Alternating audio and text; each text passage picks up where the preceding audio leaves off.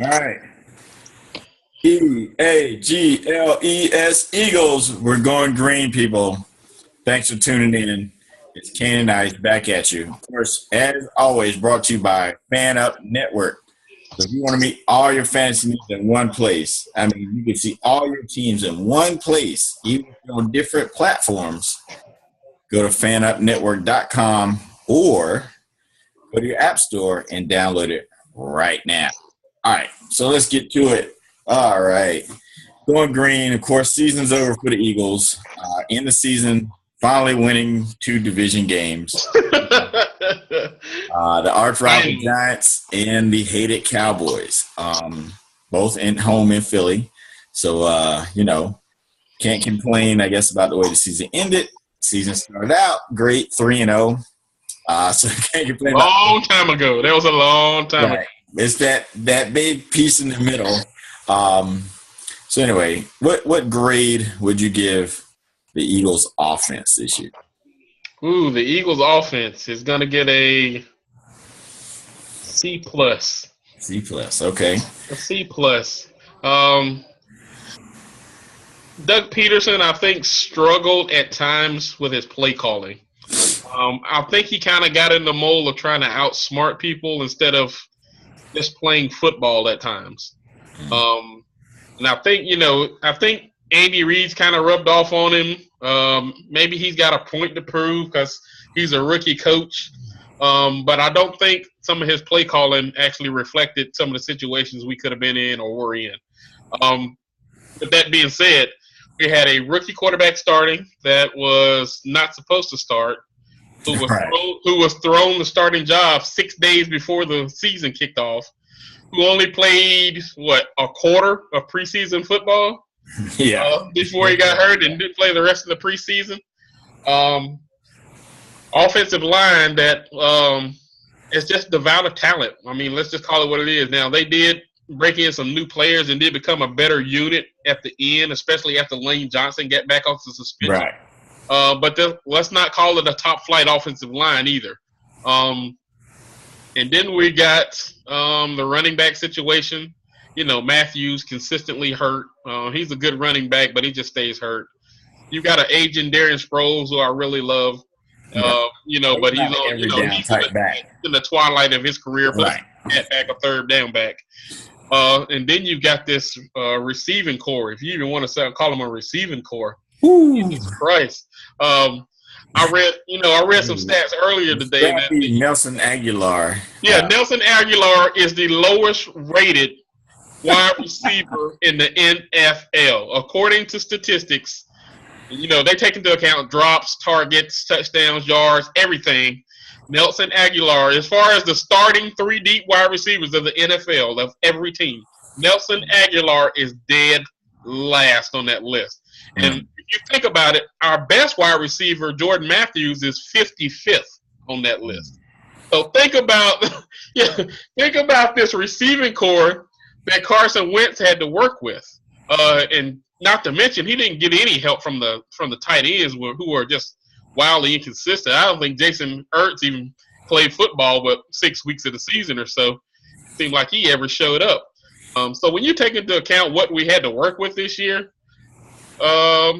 we had a chance to probably win maybe 2, maybe 3 more games this year, I think. But in the long run, I really don't think it would have mattered. Even if we even slid into the playoffs by some miracle, I don't think we would have went far. But a C+ because we don't have the talent yet. We don't have the personnel. We've got a young coach, a young quarterback that need time to mesh. So this is going to take some work. We'll see what we go with in the draft.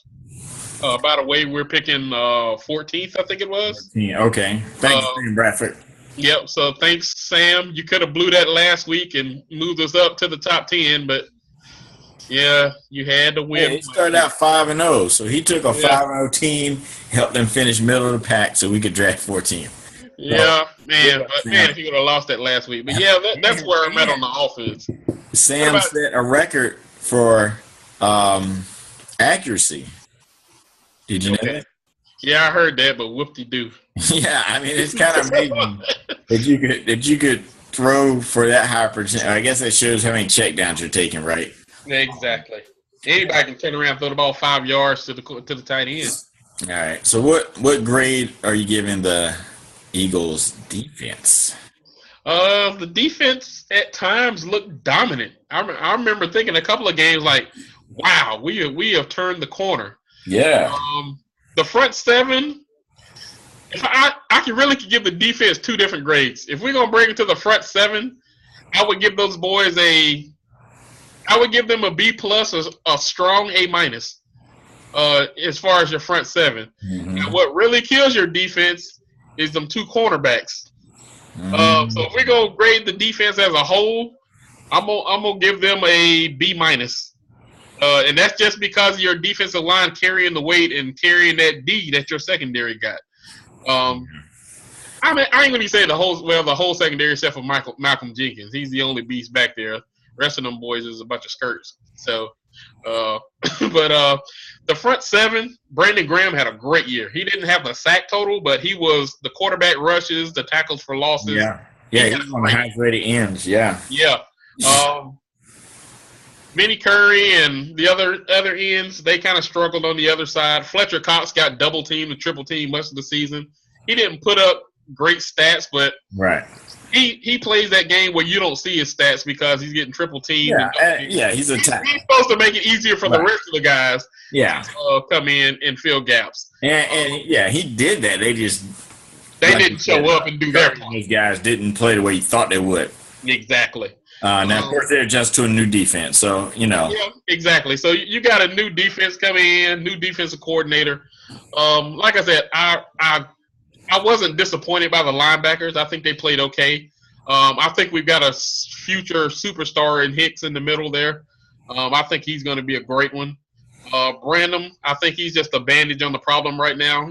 Eventually, we're going to have to replace him. I don't think it's a long-term solution.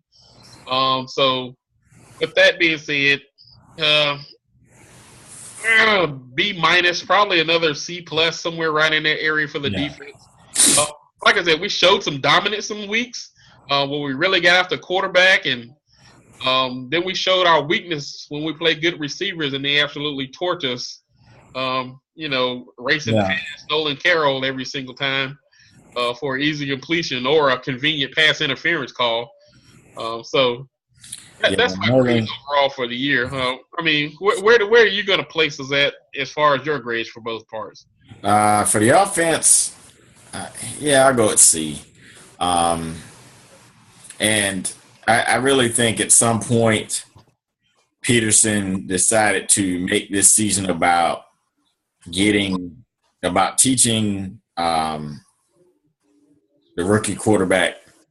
I think, obviously all of it's teaching, but if you look at those first few games and early in the season, let's say the first 4 or 5 games, the number of passes the Eagles were throwing per game, it wasn't many. Like, they were very, very selective, protecting Wentz. And then, once the losing streak hit and, I really think there was like a shift mentally to, okay, let's just get him as many passes as we can. He set a franchise record for that.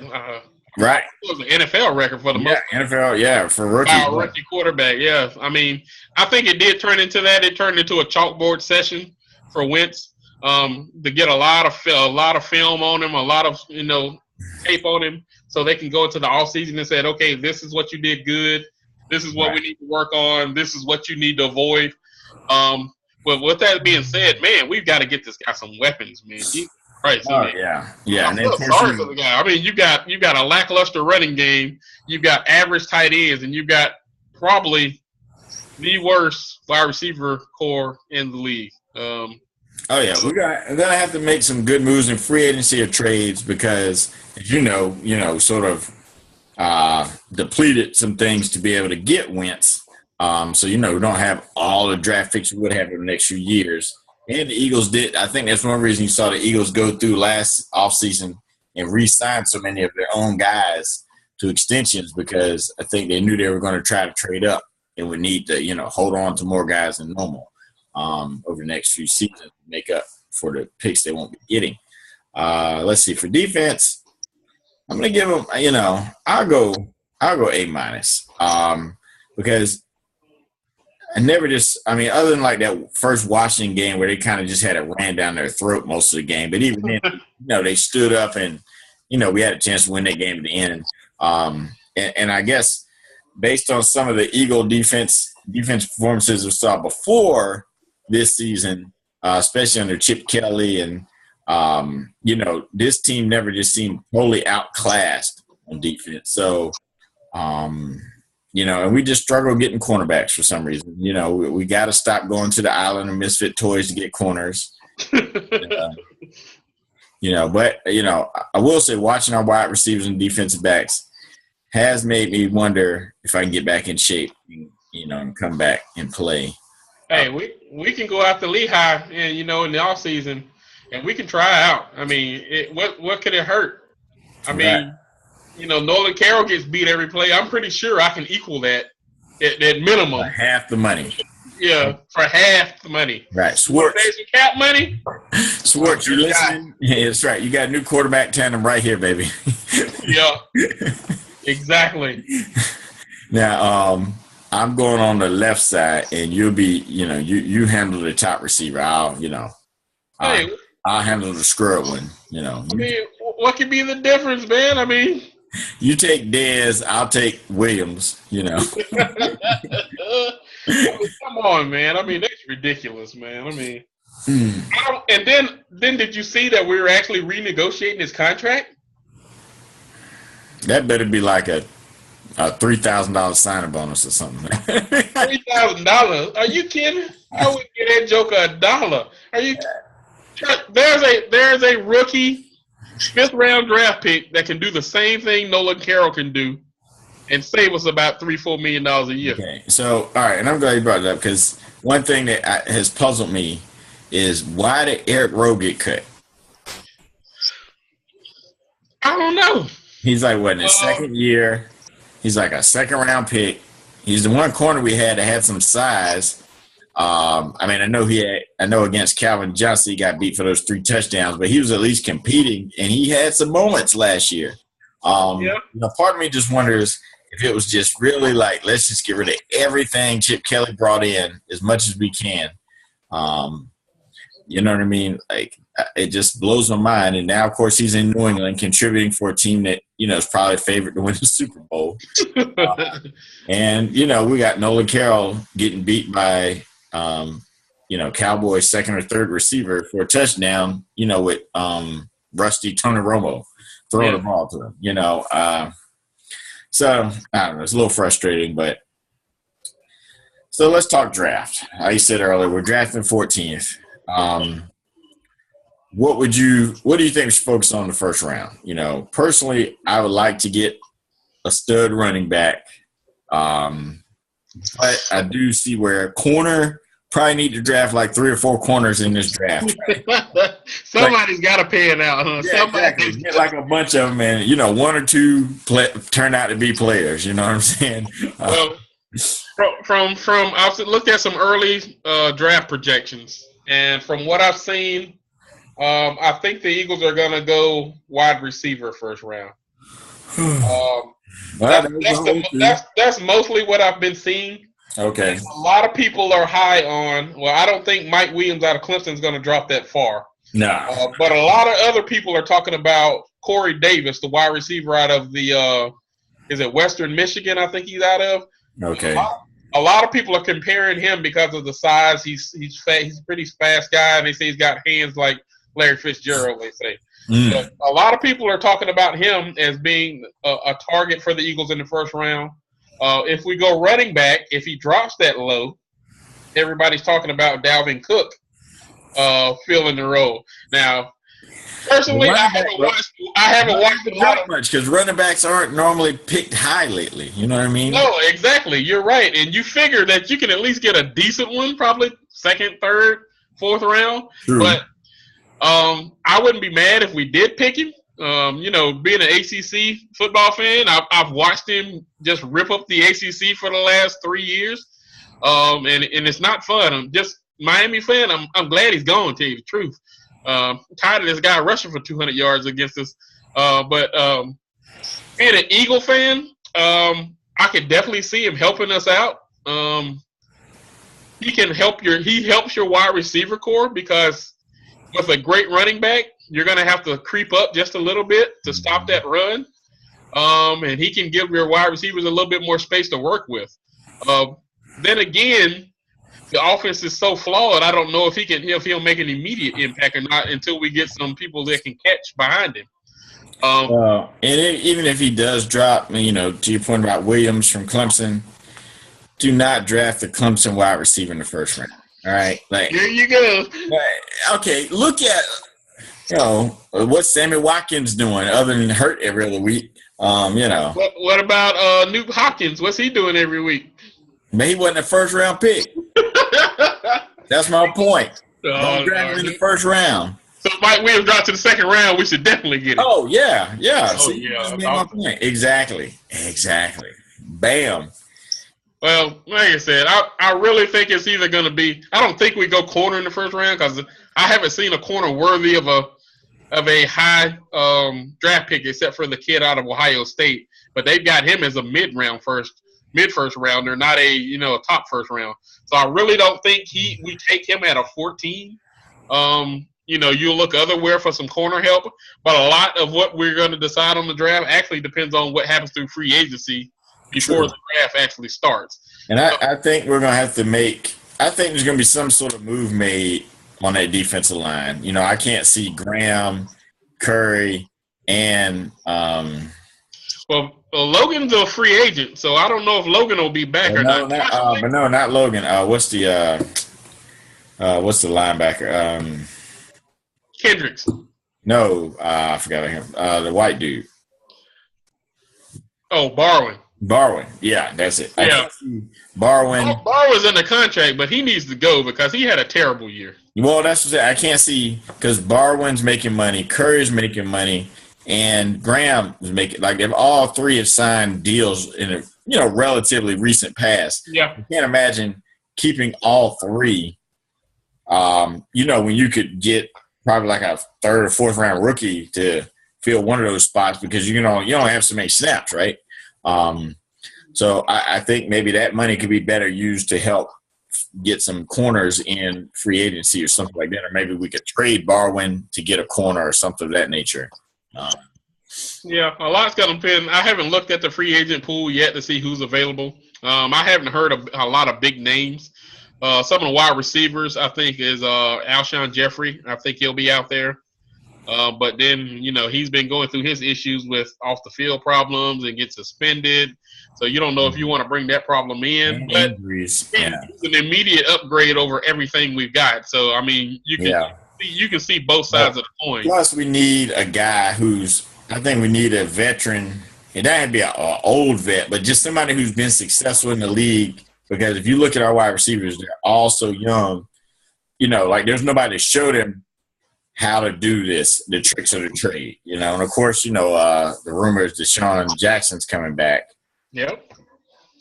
I mean that's not going to fix all of our problems by having Deshaun Jackson back. I mean I think it could create unrealistic expectations too. Yeah, I mean we're not going to get Deshaun from 7 years ago. Okay, this isn't. I mean, he still, trust me, he can still blaze it because ask Nolan Carroll, can he still run? I mean, but, he's not going to be a fix-all. I mean, but if you combine the two, say if you do go Alshon Jeffrey, you do go get a Deshaun Jackson, and then you can put Jordan Matthews as your third wide receiver, and then you have a formidable wide receiver core. Right. Then you can turn around and concentrate your draft on running back, building some depth in some other places, and defense and cornerback, of course. So, free agency is going to play a big deal on where the Eagles go with this. So, well, and if we do get Deshaun, I just hope they make him do something about that hair before, But that's just my personal. And you're going to talk about hair, really? It's receding a little bit in the front. No. Keep hating. It's all there, baby. It's all. You're on hashtag save the curls. Berries. Keep hating. All right, so obviously it's been a rebuilding season for the Eagles, right? A lot of turnover. A lot of turnover on the roster. Of course, new coaching staff. whole new defense, whole new offense. Front office upheaval, as Howie came back in charge. Chip Kelly's gone, on to San Francisco, which he's already out of there. So, and I think I even predicted the Eagles would be 7-9 or 8-8, when we did our preseason show. So, unfortunately, they did finish there. But I do like chances to bounce back. Obviously, quarterbacks are going to come in a lot more experienced. Peterson's going to be more experienced. So I'm expecting him to be better. Expecting the offense to be better. Everybody's second year in the system, I just think it's going to be an improvement. So, I think we're poised to be a player in the division. If you look at Washington, I don't know if Kirk Cousins is really a long-term answer. Eli obviously can't be around but so much longer to play at this level. And, of course, Cowboys, I guess you can say, sort of struck gold by getting Dak. So, sort of extended their window of being a formidable team. But, we've also seen guys have great rookie seasons and then fall off the map, right? RG3, other guys. So, we'll see what happens. But I like the Eagles. I think they're built in a way that they'll be able to contend for division championships, over the next 5 or 6 years consistently. Hopefully so. Like I said, this is a big year for the Eagles in the offseason. This is a time to build the fence around Wentz to help him become a better quarterback. Next year, Wentz is going to be, like you said, a lot happens between that rookie season and that second season in the NFL. A lot of people make that jump and the lights come on. This is, okay, I get this now. I know what I need to do every play. I got the NFL culture. I know what's going on now. I'm ready to play. So a lot of these guys make that big jump. So when Wentz is ready to make this jump, he needs to have some pieces around him that can help him contribute to making this team successful. So this season, Nelson Aguilar. Yeah. I mean, he'd be better serving water. I'm sorry. He probably dropped the water too, though. I mean, the scrappy Nelson Aguilar. I don't want to hear nothing about that, man, Nelson Aguilar. I mean, but the bad thing is you can't do anything with Nelson Aguilar. He's under contract. Nobody wants him. We couldn't get a 6th-round pick for Nelson Aguilar right now if we wanted to. So we're kind of stuck with him to pan it out. Hopefully they just buy him a jug machine and point it at his window the whole offseason. Well, I think the problem is – It is. I don't think – because if you go back and watch the tape of him at USC, he caught everything. And I don't understand what happened between, coming from Southern Cal to Philadelphia. Something happened between there. Maybe he can fix it. Maybe he does fix it in the offseason and becomes that number 2 wide receiver that he could be. But maybe he'll be surrounded by some veterans by the end that make me help him with that, like you said. But this is a big offseason as far as getting Wentz to help, getting the help around him so he's ready to make that jump. Right. And I really believe we got to address all phases of it. I think we can get by at tight end. I think we can get by another couple of years at tight end with what we got. Plus, we've signed Ertz to another I want to say he got a 5-year deal, so he's not going anywhere anytime soon. But we really got to address this wide receiver situation. So Wentz got somebody to throw the ball to. It doesn't have to squeeze it into such tight windows because they're not getting any separation. Right. Between that, the offensive line looks like we're going to be okay. Maybe if Lane Johnson can stay off the juice. Hey, he said he's never going to take another supplement. Yeah, okay. Well, yeah, okay. That's a lot. So if he comes to camp looking like me, then we know. Maybe he'll be our new wide receiver if he comes. If he really springs. The offensive line. Maybe like quarterback like in JUCO. The offensive line, I think, can hold it together. I think Peters has got maybe 2 more years in him, maybe. But, we need to go ahead and start addressing that next year, too, or the season after that and get Peters' replacement. If they're not going to move Lane Johnson over to left tackle. But next year's the year, man. We got to get some with some weapons so we can actually find out what the kid can do. Yeah, it'd be useful. Of course, having to cut Josh Huff throughout the season didn't help. You know, he was a guy who was capable of big plays, even though he was inconsistent. Yeah. Not the greatest route runner, I guess, but obviously, you know, another body.